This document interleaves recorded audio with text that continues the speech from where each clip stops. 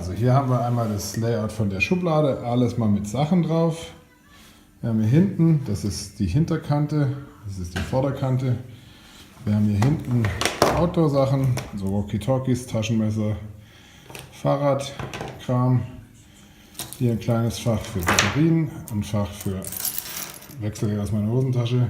Hier ein kleines Fach für Karten, Kundenkarten, irgendwas, die da so drin stehen. Hier vorne die Schlüssel, hier Cremes, Wintercreme, Sonnencreme, Brillen und die Geldbeutel und Telefone.